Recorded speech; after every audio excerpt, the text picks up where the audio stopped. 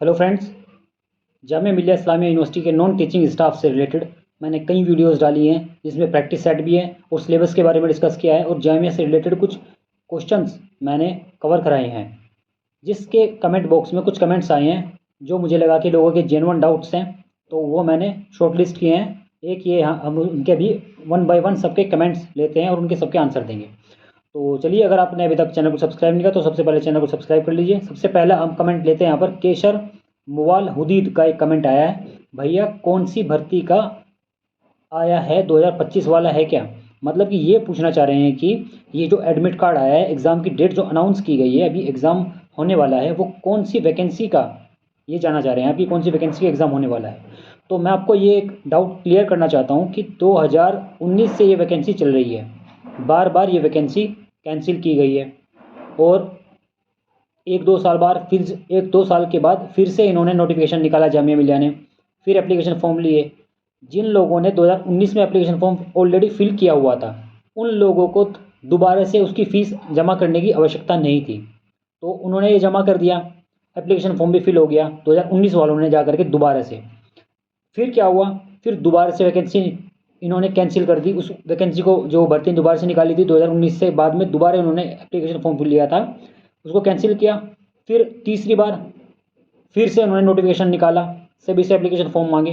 फिर 2019 से के बाद में जिन लोगों ने भी एप्लीकेशन फॉर्म फिल किया था उनसे फ़ीस नहीं मांगी गई। उन्होंने फिर एक एक्नॉलेजमेंट स्लिप दी गई थी उनके द्वारा, एक्नॉलेजमेंट स्लिप को उन्हें जमा करना था और वो फिर दोबारा से एक एक्नॉलेजमेंट स्लिप आपको बना के देते, वो आपको अपने पास रखनी थी।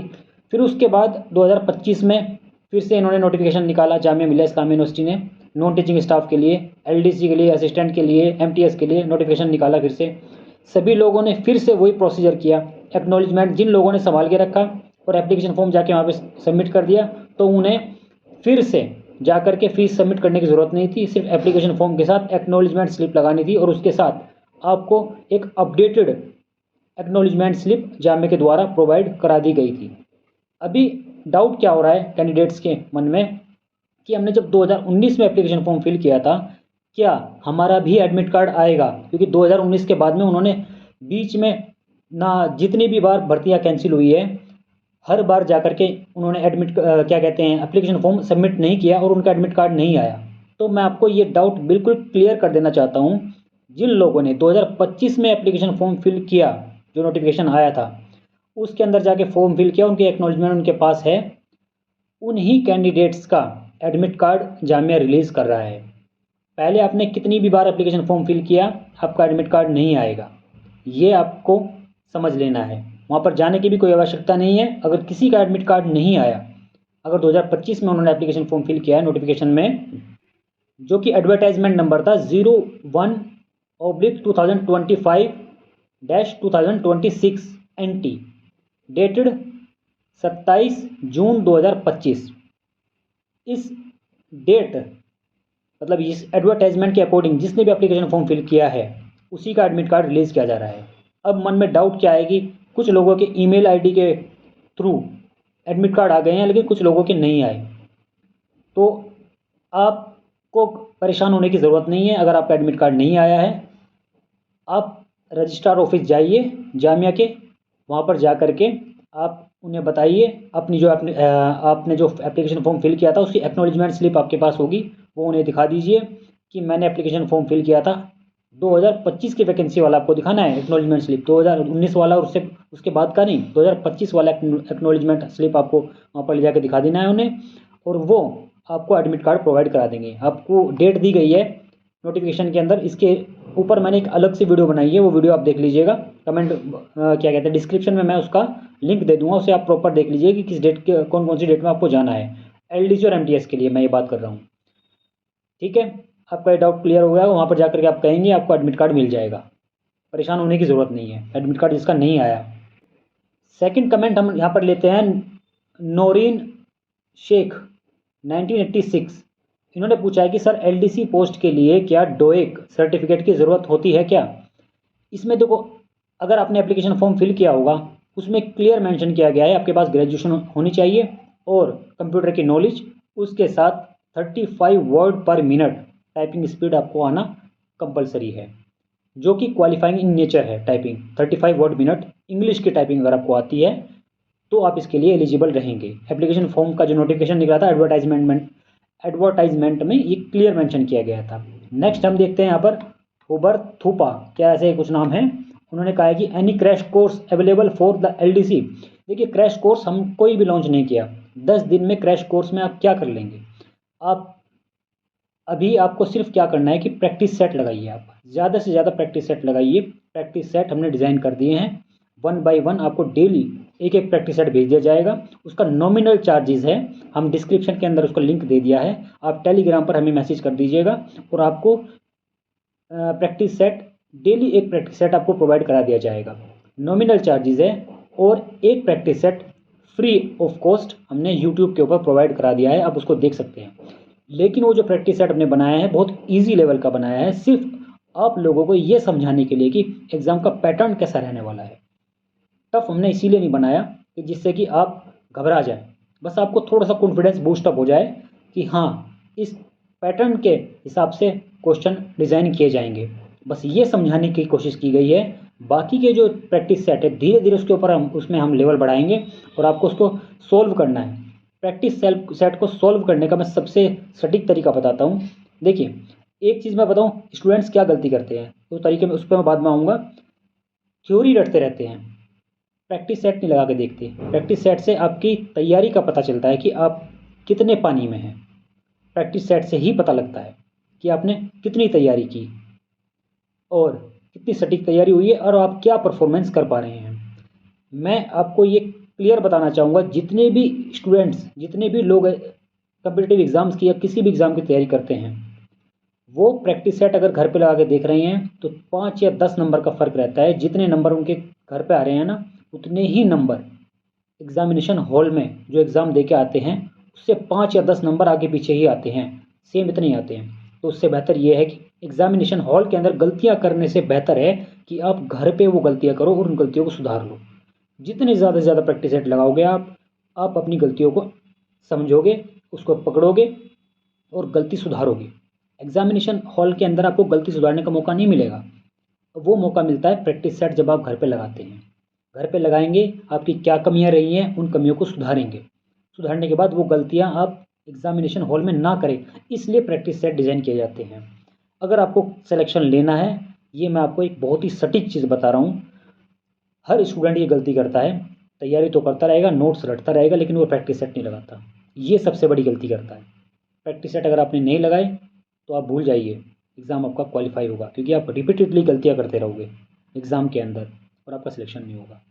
तो प्रैक्टिस सेट लगाइए ज़्यादा से ज़्यादा। हमने 10 दिन का भी आपके पास टाइम है। हमने जो प्रैक्टिस सेट डिज़ाइन किए हैं वो आप अवेल कीजिए। ज़्यादा चार्जेस नहीं है, इतने रुपए का तो आप पिज़्ज़ा खा लेते हो, उससे महंगा ही आ जाता है ना। तो सभी को, जिससे कि गरीब का बच्चा भी उसको खरीद सके, हमने बहुत ही नॉमिनल चार्जेस में हमने वो बनाया है। तो नेक्स्ट कमेंट लेते हैं हम यहाँ पर। ये शिवान मीना ने कमेंट किया है कि एमटीएस का स्किल टेस्ट एग्ज़ाम के साथ में होगा क्या। देखिए एक नोटिफिकेशन जो इन्होंने रिलीज़ किया है, स्कीम जो रहेगी, एग्ज़ाम का पैटर्न क्या रहेगा, उसमें मैं आपको बता दूं। Lower division clerk 75 marks, written test, skill test 25 marks, 75 questions आपके आएंगे रिटन टेस्ट के। एलडीसी का मैं बता रहा हूँ, स्किल टेस्ट में 25 मार्क्स आएंगे। इन दोनों में आप कितने मार्क्स लाते हैं, जितने कैंडिडेट हायर मार्क्स लेके आएंगे उन सभी कैंडिडेट्स को टाइपिंग के लिए जो मेरिट लगाई जाएगी, मेरिट के अकॉर्डिंग टाइपिंग के लिए बुलाया जाएगा। एलडीसी में ये समझ लीजिए आप, टाइपिंग के लिए बुलाया जाएगा। ये हो गया स्किल टेस्ट। एक स्किल टेस्ट इसके ऊपर भी दिया हुआ है, जो कि टाइपिंग टेस्ट की मैं बात करूँ वो क्वालिफाइंग इन नेचर होगा। 25 जो क्वेश्चंस रहेंगे आपके वही स्किल टेस्ट से, मतलब कि management of administrative unit, university के जो रूल्स होते हैं, understanding of manual office procedure, noting drafting से रिलेटेड क्वेश्चंस आएंगे किसके अंदर, एलडीसी के अंदर। अब बात करते हैं यहाँ पर मल्टीटास्किंग स्टाफ के बारे में। तो उसका 75 मार्क्स इन्होंने दिया है कि 75% आप मार्क्स समझिए। 100 अगर क्वेश्चन आते हैं तो 100 में से 75 मार्क्स क्वेश्चंस आपके आएंगे वो नॉलेज ऑफ जनरल स्टडीज़ के, reasoning, general mathematics, computer, Hindi, Urdu और इंग्लिश, इन सभी सब्जेक्ट से आपके क्वेश्चन डिज़ाइन किए जाएंगे जो कि 75 मार्क्स के होंगे। 25 मार्क्स जो आपके होंगे स्किल टेस्ट के होंगे। स्किल टेस्ट में क्या क्या पूछा जाएगा, MTS की बात कर रहा हूँ मैं, basic knowledge pertaining to the functional and procedure aspects of the work profile of the post concerned। MTS की जो पोस्ट होती है इसकी फुल फॉर्म आपको पता होगा, मल्टीटास्किंग स्टाफ। मल्टीटास्किंग स्टाफ का मतलब होता है कि डिपार्टमेंट के अंदर इस व्यक्ति को किसी भी जगह पर अपॉइंट कर दिया जा सकता है किसी भी काम को करने के लिए। मल्टीटास्किंग, उसको बहुत से काम करने होंगे, उससे रिलेटेड डिपार्टमेंट के गवर्नमेंट ऑफिस के अंदर जो काम होते हैं उससे रिलेटेड क्वेश्चंस डिज़ाइन किए जाएंगे, उससे क्वेश्चन पूछे जाएंगे। तो ये होगा स्किल टेस्ट 25% मार्क्स का ऑफ द प्रोसीजर। और ये आगे बढ़ते हैं, basic correspondence file management, file को मैनेज कैसे करते हैं, फाइल की को डाक कैसे करते हैं, फाइल को ऑफिस, कई बार क्या होगा एक ऑफिस से दूसरे ऑफिस में फाइल को आपको जाना होगा, एक तरह से डाक का ही काम होता है वो। आपको जो भी बाहर से डाक आती है उसको डायरी करना होगा, उससे रिलेटेड फाइल्स आती हैं, फाइल को आपको अपने रजिस्टर के अंदर चढ़ाना होगा, उससे रिलेटेड आपसे क्वेश्चंस पुटअप किए जा सकते हैं। नॉलेज ऑफ कंप्यूटर, कंप्यूटर की नॉलेज पूछी जाएगी कि कंप्यूटर में आपको क्या आता है, क्योंकि कई बार मल्टीटास्किंग स्टाफ की बात कही है ना, अगर उनको लगता है कि अभी डिपार्टमेंट के अंदर एक कंप्यूटर ऑपरेटर की आवश्यकता है, हमें कंप्यूटर ऑपरेटर चाहिए, तो वो आपको कंप्यूटर ऑपरेटर का भी काम दे देंगे, मतलब कि कंप्यूटर पे भी बैठा देंगे। अगर मानने की बात है वर्कलोड आपके डिपार्टमेंट के ऊपर बढ़ जाता है तो कंप्यूटर ऑपरेटर का काम दे देंगे। कोई भी जिसमें भी लगता है कि आपको काम देना चाहिए या डिपार्टमेंट के पास काम बढ़ रहा है तो वो आपको वहाँ पर अपॉइंट कर देंगे, कहीं पे भी कुछ भी काम दे सकते हैं। मल्टीटास्किंग का मतलब ये हो गया, आप क्लियर समझ लीजिए। तो स्किल टेस्ट ये सब कुछ क्या हो गए क्वेश्चंस। अब बात करेंगे कि ये एग्ज़ाम डिस्क्रिप्टिव होगा या ऑब्जेक्टिव होगा। तो इनके द्वारा जो एडमिट कार्ड रिलीज़ किया गया है, मतलब कि जामिया के द्वारा जो एडमिट कार्ड रिलीज़ किया गया है उसके नीचे इंस्ट्रक्शंस दी गई हैं, important instruction for the candidate. एक कैंडिडेट से मैंने मंगाया है ये एडमिट कार्ड, तो उन्होंने इंस्ट्रक्शंस अपनी भेजी है। तो इंस्ट्रक्शंस में उन्होंने कहा है कि जो भी एग्ज़ाम होगा वो OMR बेस्ड होगा। एक एप्लीकेंट का कमेंट भी था कि ऑनलाइन होगा या ऑफलाइन होगा, ये OMR बेस्ड होगा। 75 क्वेश्चन जो होंगे वो OMR बेस्ड होंगे और 25 क्वेश्चंस भी OMR बेस्ड ही होंगे। मल्टीपल चॉइस क्वेश्चंस यहाँ पर रहेंगे। नो निगेटिव मार्किंग, कोई भी निगेटिव मार्किंग नहीं रहेगी यहाँ पर। तो ये डाउट क्लियर हो गया होगा आप लोगों को। अजहर खान का कमेंट आया है, टाइपिंग सेम डे होगी या लेटर। किसी भी देखिए, किसी भी कम्पिटिटिव एग्ज़ाम्स, जहाँ तक मैंने अब आज तक कहीं भी जितने भी एग्ज़ाम दिए और जिससे भी मैंने पूछा है, कभी भी सेम डे टाइपिंग नहीं हुई। कुछ एग्ज़ाम के मैं एक्सेप्शंस मान सकता हूँ हुए होंगे, लेकिन जामिया की मैं अगर बात करूँ तो सबसे पहले आपको एग्ज़ाम क्वालिफाई करना होगा। एग्ज़ाम के बाद टाइपिंग के लिए आपको शॉर्टलिस्ट किया जाएगा। टाइपिंग के लिए बाद में जो मेरिट लगाई जाएगी उस मेरिट के बिहाफ पे अगर आपका लिस्ट में नाम आता है तो टाइपिंग के लिए बुलाया जाएगा और आपको टाइपिंग देनी है। उस दिन टाइपिंग नहीं होगी। टाइपिंग के लिए आपको समय मिलेगा, हो सकता है जल्दी अगर उन्हें वैकेंसी फिल करानी है तो 10-15 दिन के अंदर अंदर वो टाइपिंग के लिए भी बुला लें। तो डरने की ज़रूरत नहीं है, टाइपिंग उस दिन नहीं होगी। उस दिन सिर्फ आपका रिटन टेस्ट होगा और स्किल टेस्ट के जो 25 क्वेश्चन हैं वो आएंगे और 75 क्वेश्चन रिटर्न के आएंगे। टाइपिंग की डेट अलग से बताई जाएगी। और टाइपिंग ऑनलाइन होगी या ऑफलाइन होगी, अब इसके बारे में नोटिफिकेशन में बताया जाएगा। जब टाइपिंग के लिए नोटिस निकाला जाता है, रिजल्ट निकाला जाता है, तो उससे पहले एक नोटिफिकेशन रिलीज़ किया जाता है। हर डिपार्टमेंट रिलीज़ करता है एक नोटिफिकेशन, तो उसमें ये क्लियर मेंशन करता है कि आपकी टाइपिंग किस फॉन्ट में होगी, ऑनलाइन होगी या ऑफलाइन होगी या पेपर पे होगी या आप किसी सॉफ्टवेयर पर होगी, वो वहाँ पर मेंशन करते हैं। तो इसमें भी आपको डरने की ज़रूरत नहीं है। तो पीयूष तिवारी ने क्वेश्चन किया है कि एग्ज़ाम ऑनलाइन होगा या ऑफलाइन। सीधी बात, ऑनलाइन तो नहीं होगा, ऑफलाइन ही होगा। OMR बेस्ड मतलब ऑफलाइन एग्ज़ाम होगा। तो ये एजुकेशन के नाम से एक ने कमेंट किया है, एजुकेशनिस्ट के नाम से। तो हाय सर, बट ये बहुत इजी है। हाँ बिल्कुल, ये मैंने जो प्रैक्टिस सेट बनाया है बहुत इजी बनाया है, बस आपको अंडरस्टैंडिंग देने के लिए कि एग्ज़ाम किस टाइप का आएगा। तो एग्ज़ाम, एक कमेंट आया SSGH 3JW के नाम से, नाम इन्होंने लिखा नहीं अपना। तो एग्ज़ाम इंग्लिश में होगा या बाइलिंगुअल। तो अभी तक मैंने भी कई जामिया के एग्ज़ाम दिए हैं जॉब के लिए, कम्पिटिटिव एग्ज़ाम्स के लिए, तो अभी तक एक भी एग्ज़ाम उनका बाइलिंगुअल नहीं आया। जो भी एग्ज़ाम हुआ है उनके, उसमें ओनली इंग्लिश में क्वेश्चंस पूछे गए हैं। अगर हिंदी का क्वेश्चन है तो वो तो हिंदी में आएगा ही, उर्दू के क्वेश्चंस हैं तो वो उर्दू में आएंगे। तो बाकी जो एग्ज़ाम का की लैंग्वेज रहेगी वो इंग्लिश ही रहेगी। अब बाकी मैं इसके बारे में नहीं कह सकता कि जामिया बाइलिंगुअल दे दे। अब इसके बारे में तो मुझे अभी कोई आइडिया नहीं है। अभी क्वेश्चंस एमसीक्यू ही आएंगे या कुछ डिस्क्रिप्टिव। देखिए जिसके बारे में मैं डिस्कस कर चुका हूँ, सेक्शन ऑफिसर का और असिस्टेंट का एडमिट कार्ड नहीं आया है, एक रेडॉक्स के नाम से एडमिट कार्ड किया है, मतलब कि कमेंट किया है, भाई मेरा सेक्शन ऑफिसर और असिस्टेंट एग्ज़ाम 19/4/2025 को है और एलडीसी का भी उनका है एडमिट कार्ड, तो कुछ भी नहीं आया।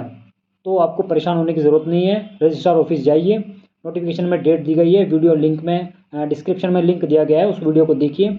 उस डेट में जा करके अगर आपका एडमिट कार्ड नहीं आया है, रजिस्ट्रार ऑफिस में जाइए जामिया में, और वहाँ से अपना एडमिट कार्ड ले लीजिए, वो आपको दे देंगे, फिर आप अपना एग्ज़ाम दे लीजिएगा। ठीक है, तो ये सब कमेंट्स थे, लोगों की क्वेरी थी। आई होप सबकी क्वेरीज मैंने रिजोल्व कर दी होंगी। अगर किसी का कोई अभी भी कोई डाउट बचा है तो कमेंट बॉक्स में कमेंट करके हमें ज़रूर बता दें। और प्रैक्टिस सेट के लिए डिस्क्रिप्शन में मैंने उसका लिंक दिया है, वहाँ पे जा करके आप प्रैक्टिस सेट अवेल कर सकते हैं। और ये यहाँ पर मैंने QR कोड दिया है, इसको स्कैन करके हमारी टेलीग्राम ग्रुप में अगर जो भी इंटरेस्टेड है वहाँ पर लिख दें कि yes I am interested, please provide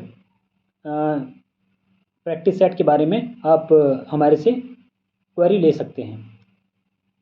सो इस वीडियो में इतना ही। Thanks for watching.